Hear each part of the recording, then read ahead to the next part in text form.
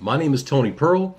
I'm a mentor as well as a master's student graduate and been around Ron a long time. So the first question comes from Ashley McHenry. This is Ashley from Oklahoma. Hi, Ashley. And I'm 2 weeks almost new on your site. Is Axe still a fast way to get a check even though you stated to not assign your contract to the buyer anymore? Also, how long do you wait until you assign the contract back to the seller if you want out? Thank you for your question, Ashley. And for those of you who are wondering, ACTS means Assignment of Contracts and Terms System, and it's a common scenario used when a seller has a house that is extremely over leveraged or there's like no equity whatsoever. What we do is we step in and get an agreement with them and find a lease option tenant to get the house lease option out for as long as possible to allow the house to get time to recapture the equity as well as allow the buyer to be able to qualify eventually for the loan. So the question is, how long do you wait until you assign the contract back to the seller if you want out? Well, as soon as you get that contract, your lease option agreement signed by the tenant buyer, you get that. You make sure, of course, that they're qualified, that they're looking good, that they're not, they pass a background check, credit check, and all those wonderful things. And as soon as you have that, of course, you can bring it back to the seller, assign that lease option agreement from the tenant buyer to the seller, and you'll pretty much be out. You've already gotten your fee from the tenant buyer, and you are out. As soon as you want that to happen, you can make it happen. Ron likes to tell you, don't kill the golden goose. If there's cash flow in the deal, you may want to stay in, but typically with those axe deals, there's a reason that you would want to get out rather quickly. Okay? Thanks for your question. Next, we have Aaron Powell from Georgia. Hello, Aaron. How are you? Hey, Ron. Thanks for being awesome. You're welcome. Working on a $1.1 million house lead. Seller is a realtor from out of state, Florida. Seems to think there's some way I can work on getting a buyer for this $1 million property without a lease option agreement, i.e. as a consultant with a written agreement along those lines. Do you know of any legal method of marketing a house as a consultant or a marketer for a seller? He said he'd pay me a fee. He offered $25,000 if I bring a buyer, and he'd likely go more, I think. Good question, Aaron. I'm going to answer like this.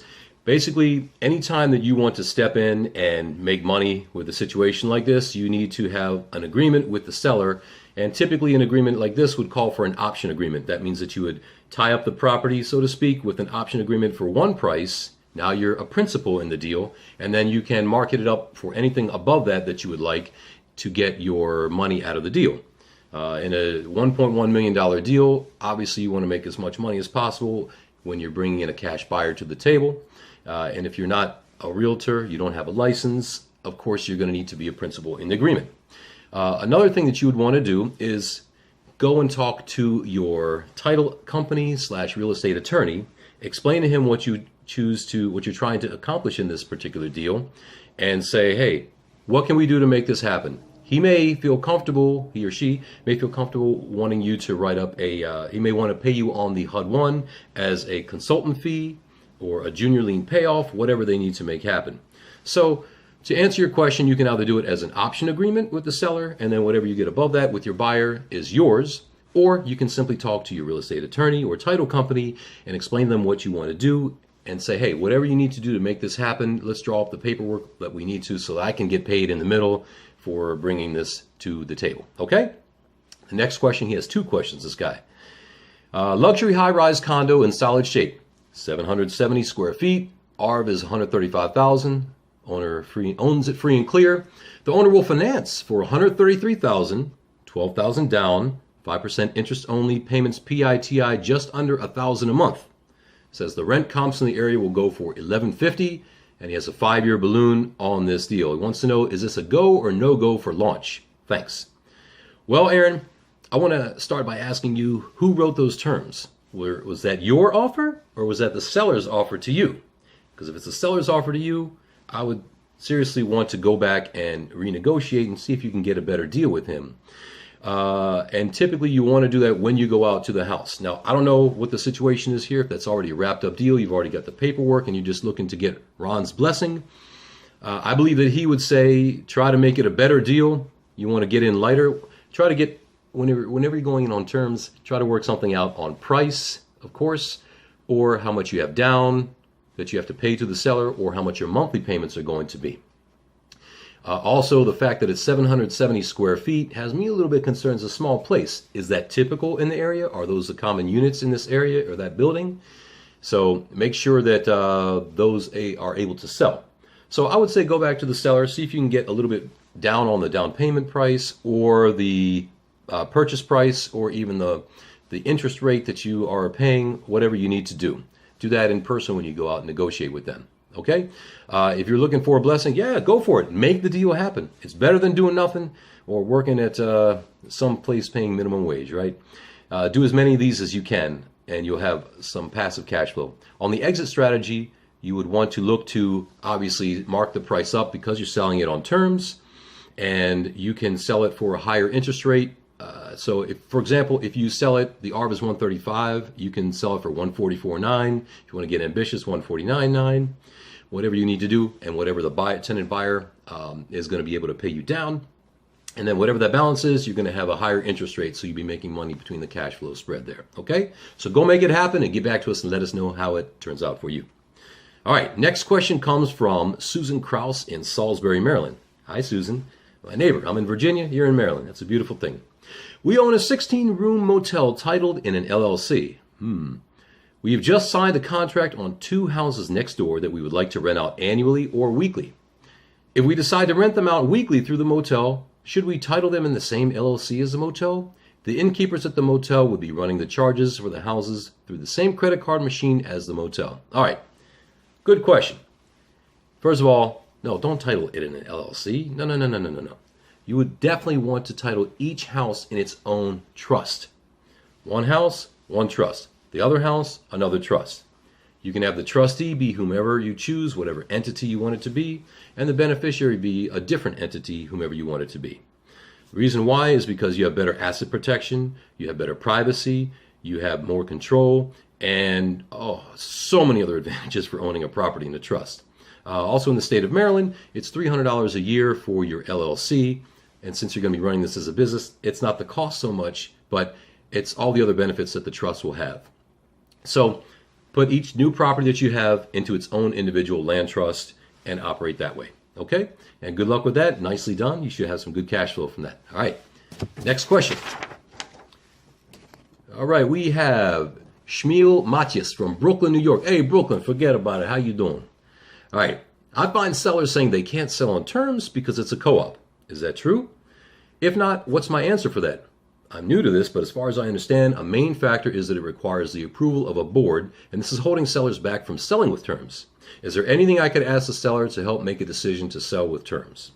Nice question. I appreciate that. Now, to be honest, I really haven't done any co-op deals, so what I would definitely suggest to you is go talk to your real estate attorney there in Brooklyn. Make sure they're investor friendly. Oh my goodness. Let them know what you have going on. By the way, if you have a lot of co-op deals that you have coming up to you based on your marketing, you definitely want to look to solve this issue. I would say, my spider sense would say that you may want to have the seller put the property into a trust, and then out of that, you can do whatever you need to do. Make sure you check with your attorney, make sure that they're investor friendly, make sure they know about trusts and how to handle them. Good luck finding a good one. Ask other investors, by the way.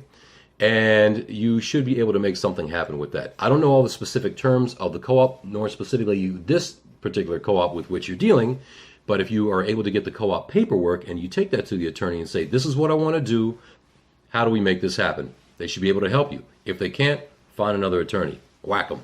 All right? And that's another great piece of advice whenever you have a situation that you need help with. You have situations coming up that you don't know how to handle, especially if they're coming in a lot. Find a way to deal with them, overcome that situation, and get a good presentation going that you can overcome the objections with the sellers before they come up. Incorporate that into what you're doing. Next thing you know, you'll be swinging it and knocking it out of the park every time. Good luck with that, Shmuel. I hope that it works out with you, and also hope that answers your question. Our last question today comes from Tam Pham. What was your #1 success case study like, Ron? Please show me from A to Z. Thanks, Tam Pham. Well, hi, Tam. Thank you for your question. And what do you want to know? Is it a case study for real estate? Is it a case study for finding a successful student that Ron has taught who has become really successful and awesome? No. If that is the case, there's so many, geez, where to begin? I couldn't even begin to answer that. If it's a case where it's a real estate deal that's made a lot of money, there's, oh my goodness, how do you answer that? Show you from A to Z, there's not enough time here.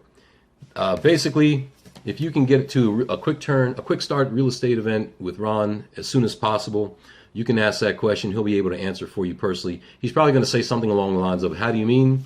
And the older we get, the more simple we want things. Me personally, I find the best case studies are the easiest closed deals because those are nice ones when they close. Less hassle and they're beautiful. So without any more specific things, I can't answer that for you, Tam. I apologize. And also, I'm not Ron. I have a little less hair, too. Anyways, guys, thanks for your questions. This concludes this episode of Ask Ron. If you can, please get out to Quick Start Real Estate Event as soon as you can. Get to it or repeat it. You're going to be blown away. If you're seeing it for the first time, it's amazing. If you've already seen it once or twice, get to it again. Repeat it. You see things from a whole new perspective when you get out to these things. It's amazing. Trust me. I don't want to say how many times, but it's been more than I can count on one hand. Let's see. Respect to those of you who are taking action. Nicely done. Keep it going. If you're not taking action, why not? All right. Now, I happen to have written an article that was published, the featured article here on the Gold Club site last week. I gave it the ambitious and dubious title of How to Get Anything You Want Out of Life. I suggest you go look that up, read it, print it out. I've gotten great feedback from it. It's really good. Let's see. Basically that's all for this edition of Ask Ron. Thank you so much for putting up with me on behalf of this guy. That's Ron.